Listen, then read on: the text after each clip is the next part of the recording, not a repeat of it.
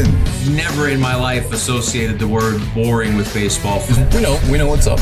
Me? Yeah. Famous? Yeah. And I'm like giddy over there smiling like, we're about to win this shit. Did everyone give you crap? Give me a good, host story. I'm not picking it up. We both love the game. We talk about it every day. Get on baseball. Having some popcorn, you're fooling around your phone. I'd have to wait in line for 3 hours. Hang on, because it's about to be a wild ride.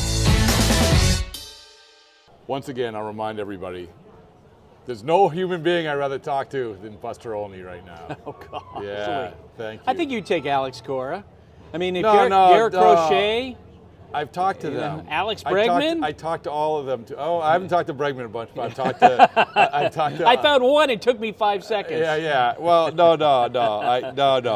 I refute that. There's nobody on the planet, as I sit here right now, that I'd rather be talking to in beautiful Florida, which we're going to be reminded, Buster, that, oh my goodness, we took all this weather for granted. Yeah. I'm going back to Montana tomorrow. Are you? There you go. What's the weather like it's going to be in the low 40s when we land, and there's still tons of snow on the ground. Do you like that? I grew up in Vermont. Yeah, so but it's still, not a big deal. When you were a kid in Vermont, did you do vacations in Florida? Did you do spring training? We were the most boring family ever. When you're on a dairy farm, living on a dairy farm, the cows got to get milk 365 twice a day. So we never went anywhere. No Disney World trips, nothing. No. Really? I mean, if we left the county, Orange County, Vermont, that was like a big deal. Going to Red Sox games growing up as a kid, or going to Jerry Park up in Montreal. How long a drive it was to 3 hours. Park? 3 hours. Yeah, okay. And I saw a game. I actually was thinking about it the other day. 1972. They played the Detroit Tigers in September. The Red Sox lost 7-1. Carlton Fisk tagged a runner out at home plate. And I can remember Fenway going nuts. That was your first game? At Fenway. At Fenway. And I actually saw a game, a spring training game, White Sox in the spring of 1972. That was my first game. That was the very first? In Sarasota. In Sarasota. Yeah. Okay, so I was going to ask you first spring training game, and then that was your first game. That was the first time you laid eyes on Major League Baseball players. Yes, 100%. I'm trying to think of who would, because I remember going, Buster, as a kid, my grandparents were in Pompano Beach, and you're gonna know this place, Pompano Beach, the Texas Rangers. Yeah. It wasn't even, to say it was a high school stadium would be a disservice for all high school stadiums. But that's where the Texas Rangers were. And for me, it was Bump Wills, Bert Campaneris, probably Richie Zisk, I don't know. But who was the White Sox guy? Well, Dick Allen at that time. Allen, okay. And I don't really remember. I wasn't really into the players by name. I didn't know. I was only, 8 years old at that time. The first time that I really got locked into players when I was 10 years old, I went to Fenway Park with our Little League, and George Wellman was one of my teammates, and he really wanted to get Carlton Fisk's autograph. Yeah. And so I'm waiting near the Red Sox dugout to see if I could see Fisk for George. And he was really shy. And I was like, yeah, give me the ball. I know how to do this. And I swear to you, as the moment he handed me the ball, Carlton Fisk came out of the dugout. Really? And there was someone there that he was talking to. And I just walked up and he signed my ball. He went back and George said, if it's that easy, I'll go get another ball. So it took me that long to get Carlton Fisk's autograph. So we had John Berman of CNN on the other day, and I asked him the question. I love asking that question, what do you remember about your first game? And he's like, I think I remember Bob Bailey hitting a home run. And then he sends me a picture of Bob Bailey's baseball card. Bob Bailey was a sort of a burly sort, as Joe Castillo. He was a third baseman? He was a third baseman / pinch hitter, more of the pinch hitter, maybe than even the third baseman. What do you remember about that first sort of walking in? So the first time, I get the experience everybody else does, where you walk in and you see the green, and the green seems never greener, right? Yeah. The green seems super green. Although I would say, back in the 70s, you got to late in the year, it was a little bit more muddy. It wasn't. They don't take care of it the way that they do now, year round. The crowd cheering for Fisk really stuck with me when he tagged out the runner at home plate. It was a nothing game. But each game I remember so specifically. I saw 11 homer game between the Brewers and the Red Sox among the small handful of games that I saw. I saw Tony Muser hit a foul ball ripped off the fingernail of the person sitting behind me. Oh! I was there when Dick Pole was hit in the face. Oh! Actually, that was Tony Muser who hit that line drive for Baltimore. Okay, yeah. But I remember, and it was Fred Lynn who hit the ball that went right over my head and ripped off the fingernail in like the first or second inning of a fan sitting behind me. Did you ever catch a ball? Like, we didn't go to enough games to even have a mathematical have you ever caught chance. a ball ever? Oh, in the press box. Yeah. When they come up, and in fact, when I was in Baltimore, Yes. that is like the most dangerous place, Yeah. the Orioles press box for writers.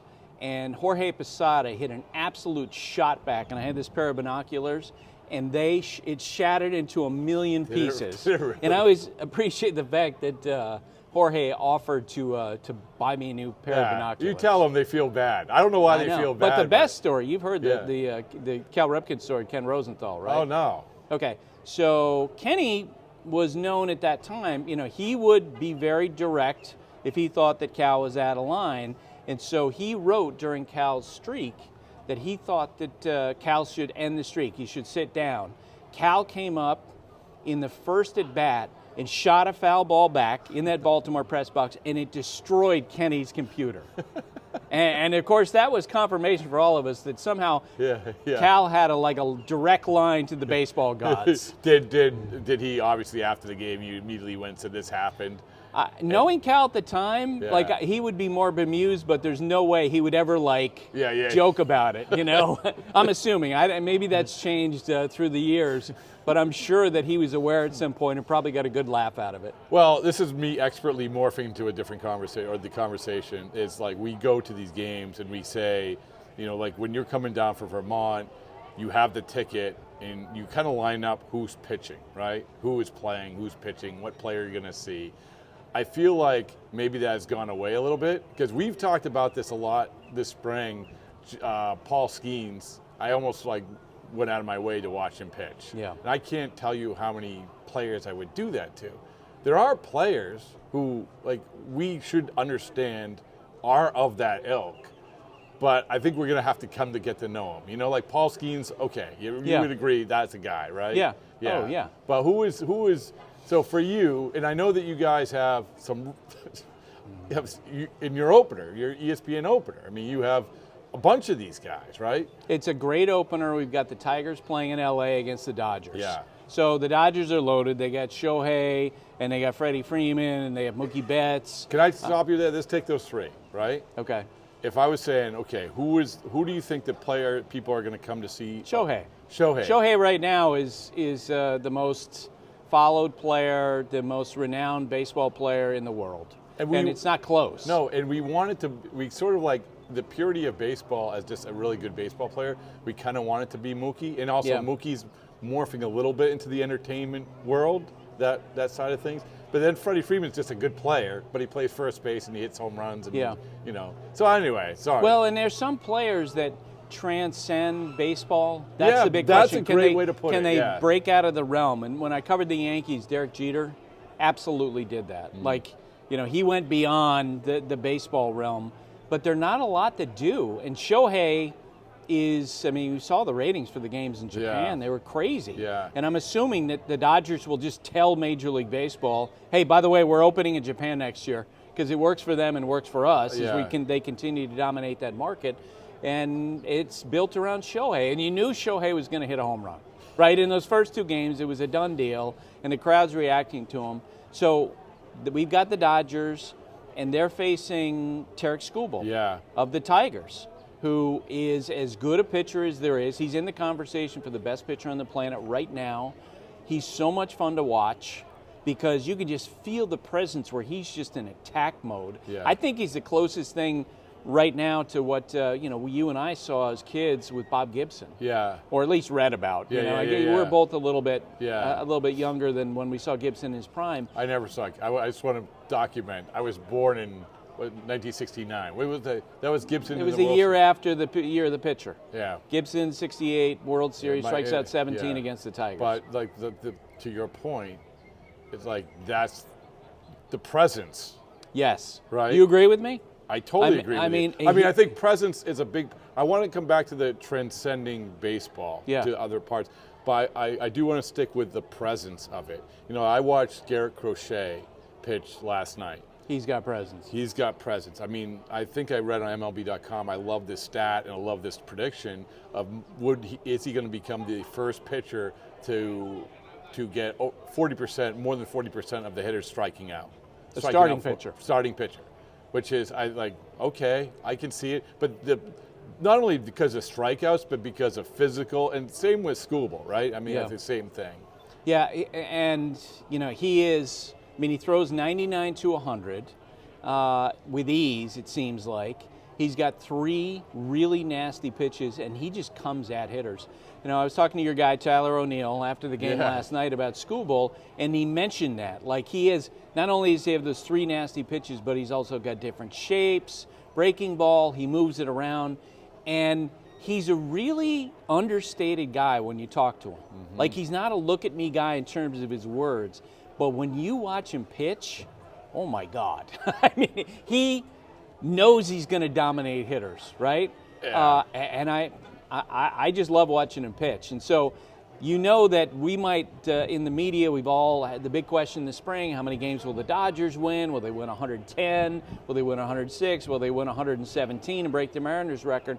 Tarik Skubal's going out on the mound Thursday, and he believes in his heart he's going to stick it up their ass. Yeah. And you know that. And by the way, like you said, very sort of unassuming, nice, personable guy. I got a good story for that for you. So Jake Rogers caught every pitch that Skubal threw last year, and I asked him, hey, after he got the Cy Young Award, did he give you anything? And he said, yeah. In fact, in spring training, he shows up, and Tarik just walks in. He's got a backpack. Hey, I got something for you, and hands him a little box, and it's a Rolex that has his name written in it, the Cy Young Award. And he and Tarik, he got 2. He got one for Jake and one for Tarik as a matching set. But it wasn't like, we're going to have a big announcement for the media. Yeah. We're going to give this to you. It was just like, oh, here's my back. Oh, here's a box. And I just thought that's classic Tarik. He's not trying to make a big show of everything. And so these are the people who we root for. And I'm super. A couple of years ago, we were like, what? Detroit and the Dodgers? Sure, the Dodgers. But Detroit's a fascinating team, and with a fascinating guy on the hill. That's awesome that you are able. So thank you for having that game. Thank you for doing that. Thank you for telling these stories, because people are going to come away from that. I think more people will watch that game, just like the Japanese game, because this comes back to transcending baseball. The average, or not even the casual baseball fan, is like, oh, baseball. They're starting again in the United States. Detroit. Oh, who's this guy pitching for Detroit? Oh, He's really good. Oh, my goodness. He's really good. Yeah. So, and I know that he won Cy Young, but still, Ron Howard is of course he was Opie, and then he was on Happy Days. He is an executive producer in this new documentary that's coming out in the 2024 World Series, and had him on the podcast the other day, and he talked about how he fell in love with baseball in part because he recognized as a kid, listening to Vince Scully, growing up out in L.A., about the storytelling possibilities in it, because it stops for a moment. As you know, do work in the games on radio. Mm-hmm. You have a moment to tell those stories. It's not ongoing. And I think that players, especially, fans, connect and relate to those stories. Mm-hmm. And they love those stories. That to me is as important a thing as exit velocity. How hard a guy's throwing, or what his ERA is, or, WRC plus.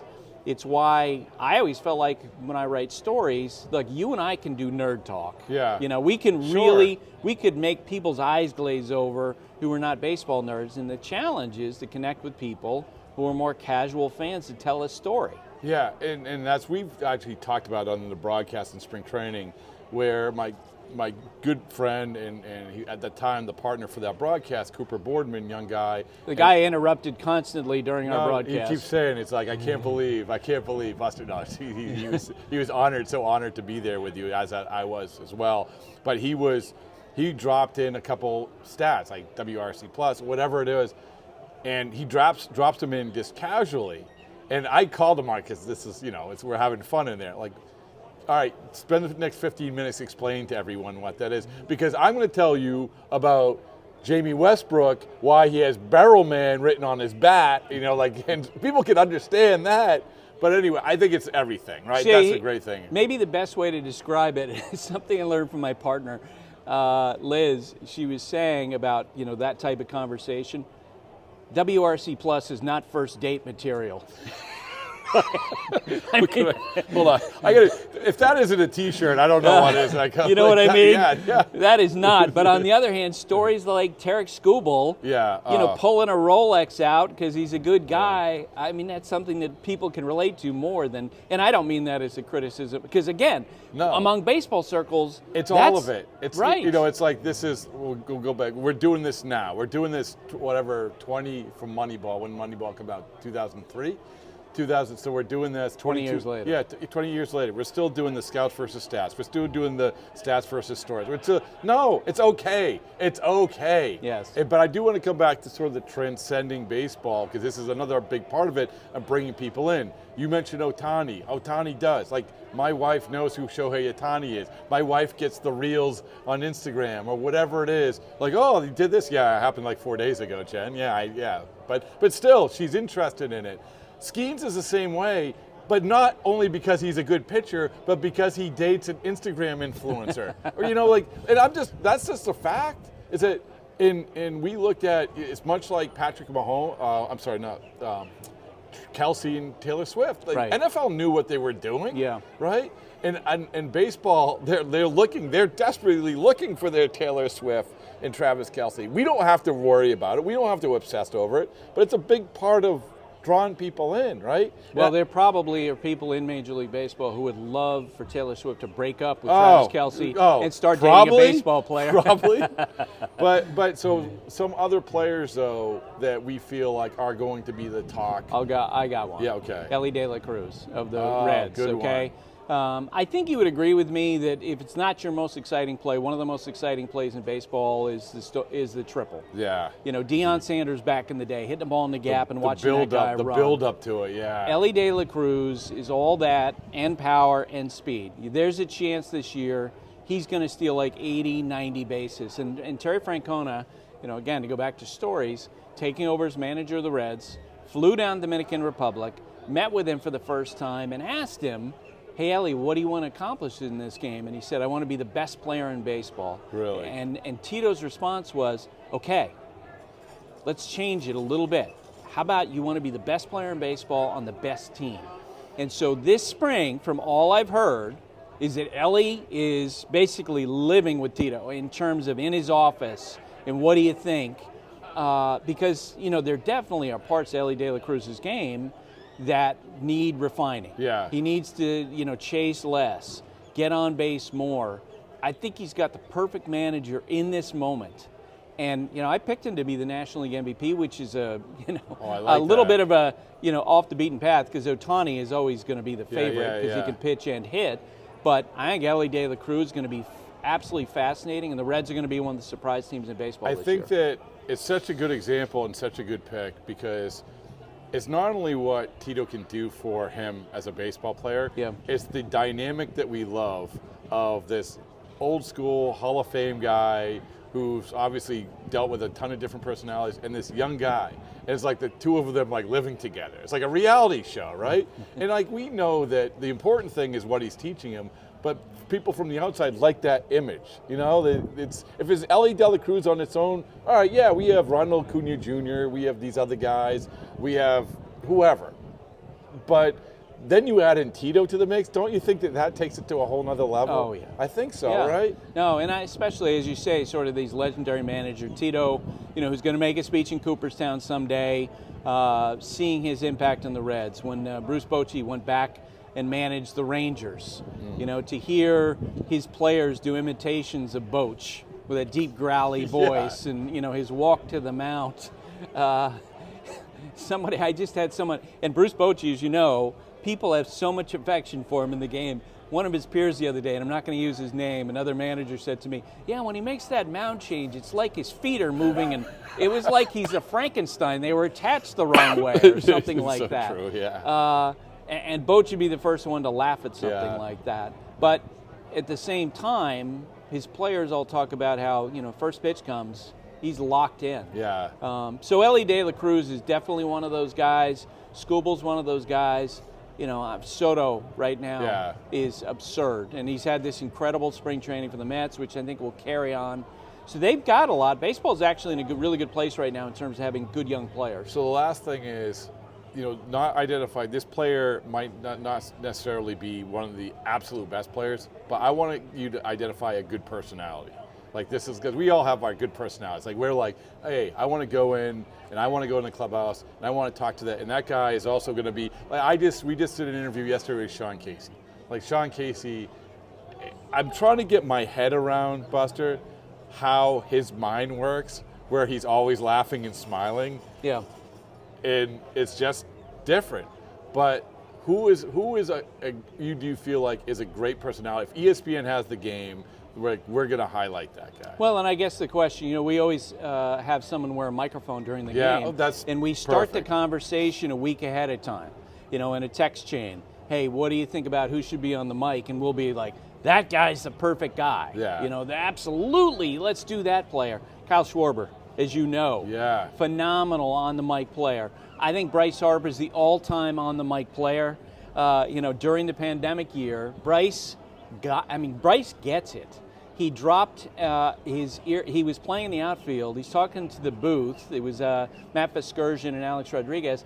And he goes to make a play against the wall, slams against the wall, and his earpiece came out. And in between innings, it's because, remember, it's a pandemic, and we can't send anybody out there to go find it in between innings. He goes and looks in the dirt, and he's like, hey, guys, I'm back on. And he wore the microphone for us for 8 innings. I'm going to say right now among young players, Colton Cowser. All right. Of Okay. the Orioles, Yeah. who, I actually went to their park yesterday just to talk to him. Okay. Because I had a topic that I think he would be excited about, and he would be really funny on. He's kind of like his generation's version of Sean Kelly. Sean Casey. Sean Casey, Yeah. And so he's super fun, In every clubhouse, though, there's always guys you look forward to talking to, like Jake Rogers, who I just talked to last night about Skubal. He's the Tigers catcher. I just love his storytelling. He talks about how he and another former minor league teammate, they text each other about how many opposing coaches and managers they get ejected with their pitch framing. It's like having a notch on their belt. It's like, yeah, got one. If the batting coach goes crazy because he's upset about a strike call and he gets ejected, those guys are like, I got one tonight. That's awesome. Yeah. But it's true. Like every clubhouse needs someone like that. Yeah. For us and for them. But hey, man, thank you so much. I really Always appreciate fun, it. Rob.